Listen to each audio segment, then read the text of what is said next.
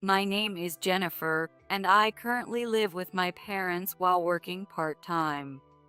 I'm 42 years old, and many people might wonder why I'm living at home and working part-time at this age. The reason dates back 6 years. At that time, I had a 12-year-old son, Ethan, and I lived with my husband, David, Ethan, and my in-laws, Mark and Alice, enjoying a relatively happy life. Given that Ethan was 12 and my in-laws were around, I was a career woman, if I do say so myself. But that all changed because of a certain incident. What? Ethan! Just as I was about to enter an important meeting, I received a call from Ethan's elementary school informing me that he had collapsed during sports class. It was a scorching summer day, with the news reporting temperatures exceeding 95 degrees Fahrenheit, so I thought it might be heat stroke. I'm in the middle of work right now and can't leave, so I'll ask Alice, who is at home, to pick him up. After hanging up the phone, I quickly contacted Alice. Alice is a housewife and takes care of most of the household chores, and she didn't have any plans today, so I thought she could pick him up. Hi, Alice. It's Jennifer. I got a call from the school saying Ethan has collapsed. I can't leave work right now. Could you please go pick him up? People might say I'm choosing work over my child, but I couldn't leave because our livelihood depended on it. I asked Alice, feeling sorry. Oh no, that's terrible. Don't worry. I'll go pick up Ethan, so focus on your work. Alice understood that I needed to work, so she gladly took on the task. The reason for this is that I was an executive at a large corporation, earning a decent income, while David worked at a small company with a much lower salary. That's why our livelihood depended on me working. I asked Alice to pick up Ethan, and then I finished my work and rushed home. However, even after my regular working hours, I had tasks that needed to be completed, so I couldn't get home until nighttime. I'm home. Ethan? I expected Ethan to be better by now, but when I opened the living room door, I only saw Alice and David. They looked at me with slightly pained expressions. How's Ethan? Jennifer, we need to talk. Just as I was about to head to Ethan's room, David stopped me, and I turned to look at him. David and Alice both had serious expressions. At that moment, a terrible thought crossed my mind. Could something have happened to Ethan? With that thought in mind, I sat down at the dining table where Alice was already seated. David sat down next to Alice and hesitated before speaking. Did something happen to Ethan? Unable to bear the silence, I asked. David flinched slightly and then began to speak after clearing his throat. Actually, Ethan said he doesn't want to see you. What? I needed a moment to process his words. Ethan, who had been smiling at me this morning, suddenly didn't want to see me. I looked at Alice, but she avoided my gaze. He doesn't want to see me? Why would he say that? I don't know either.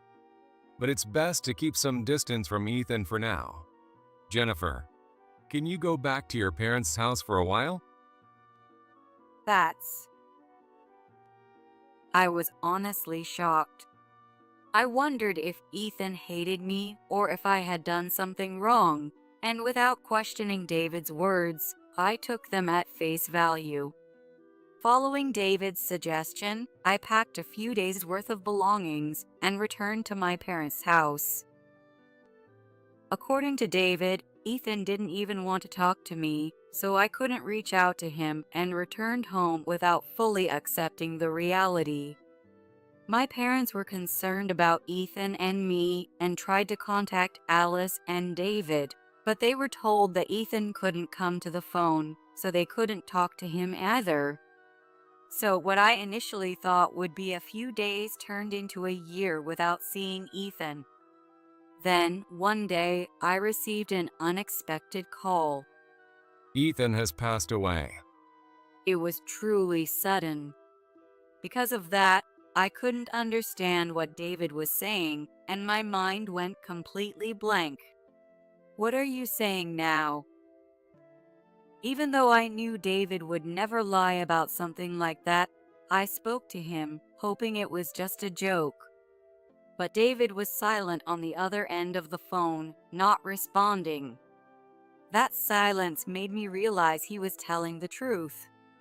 From that day, Ethan collapsed. I would never see him again. When's the funeral? Are you coming? Of course. I'm his mom. The shock was immense. But there was no point in lamenting. I asked David for the date of Ethan's funeral, but he seemed hesitant to tell me. The thing is, Ethan said until the end that he didn't want to see you. He even asked that you not be called to his funeral. David spoke with difficulty after a few seconds of silence. Realizing how much Ethan had rejected me, I couldn't keep my composure and hung up the phone.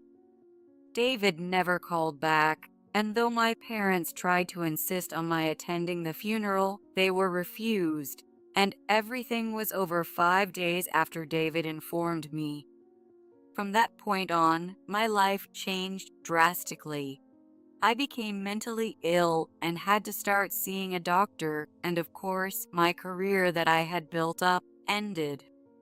Although I had to resign from my job, my employer expressed a desire for me to return anytime, which was my only consolation.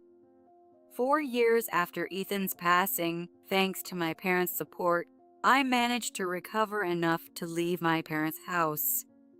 I now work part-time at the company I previously worked for once a week as a step toward reintegrating into society. During this time, I haven't had any contact with David. Alice contacted me out of concern during the first 2 years, How have you been? but feeling that Alice had contributed to separating Ethan and me, I pushed her away. Because of you, I can't see Ethan. Don't ever contact me again. I think Alice understood something from my harsh words, spoken in a low voice. After that rejection, Alice stopped calling. She may have occasionally contacted my mom to check on my condition, but my mom refused, and for nearly 3 years, there has been no contact. At that time, I was deeply distressed and didn't want to talk to Alice, but now, having calmed down somewhat, I feel I could have a conversation if she called. Of course, I don't intend to call her, but I need to clarify things with David, so I know I'll have to contact him eventually. While I had been hesitating to make the call, the opportunity to talk came soon. It was after I finished my morning part-time job and came home. My mom was also at her part-time job, and my dad was at work, so no one was home. On days when I got home early, I usually did the housework, so I was cleaning the living room and bathroom when my phone rang on the table. Seeing Alice's name on the screen, I answered. Hello? A bit nervous about the unexpected call, I could hear Alice choking up on the other end. Hello, Jennifer. Yes. Hearing Alice's unchanged voice for the first time in a long while, I responded. It's been a while. How are you? I'm fine. What could she possibly want? After years of silence, I couldn't believe she was calling just to check on me. I felt a bit foolish for being on edge. I heard Ethan got into Harvard. You should let me see him. What? After a few seconds of silence, Alice suddenly said something that made no sense. Ethan got into Harvard? What was she talking about? Ethan had died before he even had the chance to take college entrance exams or properly experience childhood, and now Alice was saying he got into college. I began to wonder if Alice had lost her mind over the phone. If she didn't remember Ethan's death, I needed to remind her. Ethan died 5 years ago. Not being able to be with Ethan in his final moments was unbearable. It was all because of David and Alice. Thinking that made my chest tighten with pain, and anger started to well up inside me. So you really didn't know. David said he would explain everything to you. Alice sighed deeply at my reaction and whispered quietly, "What didn't I know? What did David say he would explain?" I was confused and didn't know how to respond. I'll tell you everything I know. And then you need to talk to David. With that, Alice began to tell me the truth, going back to the day 6 years ago when Ethan collapsed. 6 years ago, when Ethan collapsed, David and Alice told me that Ethan didn't want to see me, but apparently he never said that. Alice had picked Ethan up, and David had come home first to check on him. After that, David told Alice that Ethan said he didn't want to see me, so it might be better if we didn't meet. Alice thought it was odd for Ethan to say such a thing, but accepted it because of David's insistence and didn't tell me anything. I should have gone to ask Ethan how he felt back then. Alice continued. When David told me to go back to my parents' house, Alice insisted that I should be called back immediately, but David opposed it. Jennifer is about to get a promotion with a potential overseas assignment. She's already stressed about Ethan. This is the best solution to not hold her back. David had made up a story about an overseas assignment. There was no overseas assignment. Yes, I found out that was a lie a bit later. Realizing David's lie, Alice insisted that I should return for Ethan's sake, but that's when she discovered the real situation. Apparently, David had been seeing another woman for some time and was planning to gradually introduce Ethan to her. Of course, hearing this made me furious. How could he do something so horrible? I raised my voice, accusing Alice. Alice wasn't defending David, but also couldn't bring herself to scold him. Moreover, when David told Ethan the truth, Ethan and the woman had already met, and David had told Ethan that I didn't want to see him and had abandoned him. That's awful. I tried to tell Ethan that you hadn't abandoned him, that he completely believed David and had grown attached to the woman. Alice's voice was somber, filled with guilt over what her child had done. But I couldn't forgive her. Why didn't you stop them? If you had just told me that Ethan was alive, things would have been completely different. I shouted at Alice so loudly that my throat hurt. My hands and feet started trembling with my anger. David threatened me. He said if I told you the truth, he'd never let you see Ethan again. I'm sorry. I knew it wasn't Alice's fault, but she was the only one I could direct my anger toward, so I blamed her. Alice apologized as she continued her story. A few days before I heard about Ethan's death, David had shown up with his mistress in front of Alice. He told Alice that he planned to take Ethan and live with the mistress. Alice, considering my situation, repeatedly asked David about our relationship and advised that if he was going to divorce me, he should do it quickly for Ethan's sake. If we divorce now, Who knows what will happen to Jennifer? And if we divorce, there will be issues with asset division, custody, child support, and alimony. Jennifer earns more, so she might get custody, and then Mom wouldn't see Ethan again. That's what David had said. It seemed he had smoothly deceived Alice. It wasn't entirely false either. If this had happened before Ethan died, I was still working and earning more. Respecting Ethan's wishes would be important, but if it were known that David had an affair, he wouldn't get custody. But I would never say that Alice couldn't see Ethan again. Alice said she panicked, unable to make a calm decision, and followed David's lead. As a result, they decided to tell me that Ethan had died, fearing that if I knew he was alive, I would take more money or cause custody issues. It seemed like an absurd story, but Alice explained that she had been too panicked to make a rational decision and couldn't oppose David. My father-in-law was furious, saying it was an insane idea, but David and Alice wouldn't listen. Alice was told to get a divorce, and David cut ties with his father. At the time, I thought my husband was wrong. But now I realize I was the one who was crazy. I couldn't stop David, who was behaving abnormally. But this is too much. I know. That's why I contacted you now, Jennifer. For a while after the story of Ethan's death, David also allowed Alice to see Ethan, but the visits gradually decreased. By the second year after I left, they had completely cut ties. However, recently, Alice met David's friend and coworker who said that David was bragging about Ethan getting accepted into Harvard. Alice wanted to contact David, but after calming down, she decided to tell me the truth first.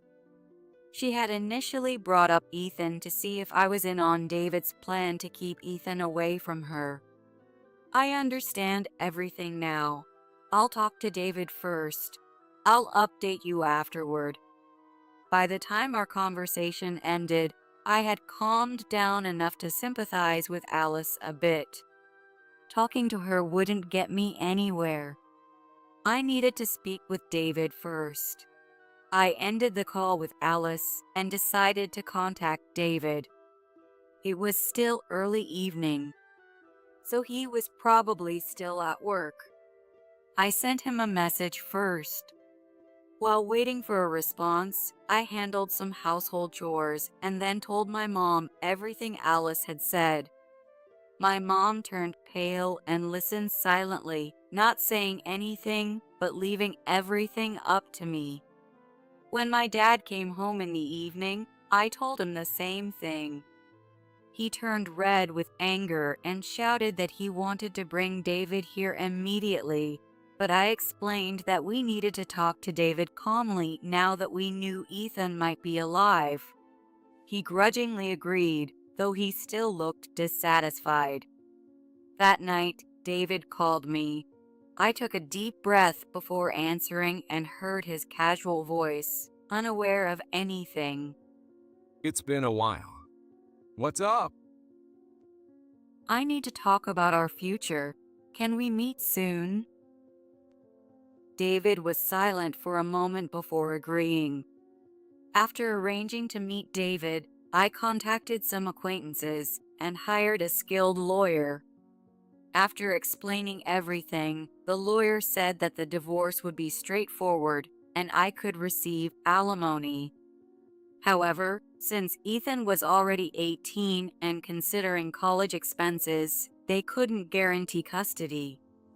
Knowing that Ethan being alive would be enough of a relief and that I just wanted to clear the misunderstanding that I had abandoned him, I asked the lawyer to proceed without seeking custody. The day I met David, we met at a cafe near his office. I arrived early and prepared for our discussion. The lawyer advised me to get David to confirm his infidelity and when it started. If it began after our marriage had broken down and after we had separated, seeking alimony for infidelity might be difficult. Therefore, I needed to skillfully guide David into revealing when the affair started. To gather evidence, I placed my phone face down on the table to record our conversation. Did you wait long? David arrived on time, looking a bit older than the last time I saw him. Well, it's only natural that we'd both change after 5 years. Not at all. I just got here. David seemed a bit relieved and sat down across from me. He loosened his tie and ordered a coffee from the waiter. So what's this about our future? I got a call from Alice the other day. David, expecting a discussion about our divorce, widened his eyes when I mentioned Alice. Then I heard him gulp audibly. Ethan got into Harvard, right? What are you talking about?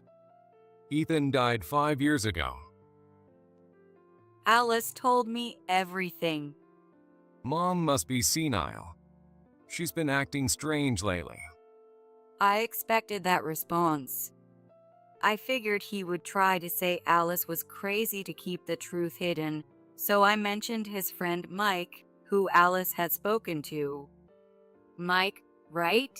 Your friend and coworker. David's expression tightened.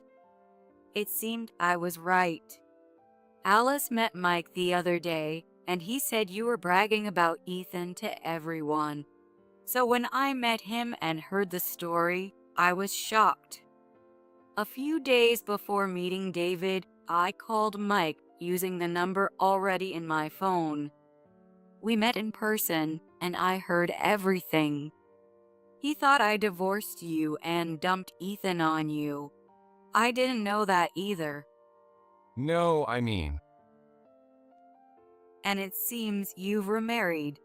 How did you manage to marry another woman without divorcing me first? Is that even legal in America? I had no idea. I smiled broadly at David. Sweat started to drip down his forehead, and his eyes began to dart around. You've done a good job hiding it until now. I wondered why no one at your company had found out, but then I heard your new wife works in the HR department. Were you manipulating information or something? David remained silent as I continued questioning him. Anyway, it's not important. When did you start seeing her? about 3 years ago. That's strange. Mike told me you got married 5 years ago, right after I was told Ethan died, and that your relationship started 2 years before that. How do you know all this? You have a loose tongue. Mike thinks our divorce was because of your affair. From what Mike told me, David must have wanted to talk about his affair with someone, and he chose Mike. But Mike believed David was entirely at fault and that the divorce was inevitable. When I explained the truth, Mike seemed surprised but quickly understood, feeling that it was typical behavior for David. He even laughed at how David managed to avoid trouble until now. David was in a difficult position because Mike had talked. Why don't you just come clean? I sipped my iced coffee and smiled at David. He glanced at me and let out a big sigh. Being with a woman like you was suffocating and miserable. David began to speak, saying his pride as a man was wounded. He was hurt by the fact that I earned more, was good at my job, got along well with Alice, and managed parenting well. He found me too perfect. If I had any flaws, he could feel superior by compensating for them. When he lost confidence, he met his mistress, who was helpless and needed him, which made him feel cherished and protective. I was never perfect. It just seemed that way because Alice was there, and I could do my best because I had you and Ethan. This wasn't a lie. When I was struggling with whether to continue working, Alice and David encouraged me, saying they would all take care of Ethan. When I was down about my work, Alice and David comforted me. I couldn't count how many times they had saved me. But you've managed to survive without me, haven't you? She needs me. It was the kind of thing you hear often. The idea that a woman can't survive without a man's protection. What century is this? Women have always managed on their own. Seeing David's pained expression, I felt nothing. Then divorce should have been fine. Why go to such lengths? If we divorced, you'd get alimony, child support, custody, and everything. I couldn't pay all that, and I couldn't stand the thought of never seeing Ethan. Ridiculous. Then you shouldn't have had an affair, and pretending Ethan was dead without considering my feelings was wrong. David fell silent at my words. I took a deep breath and placed a paper in front of him. Ethan is an adult now. What happens next is up to him. But our relationship needs to be clarified immediately. Will you sign this? A divorce paper. David looked at the paper without surprise and muttered quietly, "I will be taking alimony." After a moment, David took a pen from his pocket and started signing the divorce papers. Just as he was about to finish, an unexpected person appeared before me. Mom. I looked towards the voice and saw Ethan, looking very different from when he was 12. I was stunned to see Ethan appear, never expecting him to show up. Ethan was also very surprised to see me there, likely not expecting me either. Why are you here? Ethan? I've wanted to see you. Seeing Ethan brought back memories of how much he had grown and all the pain I'd endured. Tears started flowing naturally from my eyes. I stood up and reached out to Ethan. However, Ethan swatted my hand away and glared at me sharply. What are you doing here now? You abandoned me. My heart skipped a beat at his expression and attitude. I didn't abandon you, Ethan. I never abandoned you. I wanted to shout this out loud. But causing a scene here would disturb the other customers, and if I told him everything, it might ruin the relationship between David and Ethan.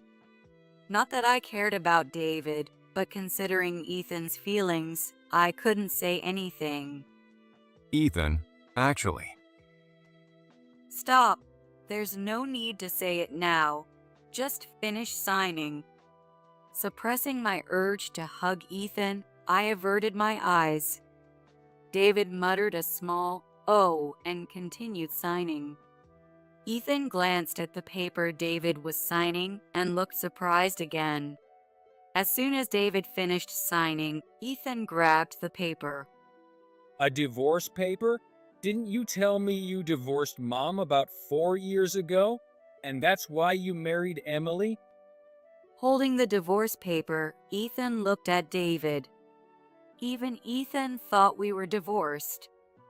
I was thoroughly disgusted with David. We're not divorced. Ethan, we need to talk. I took the divorce paper from Ethan and put it in my bag.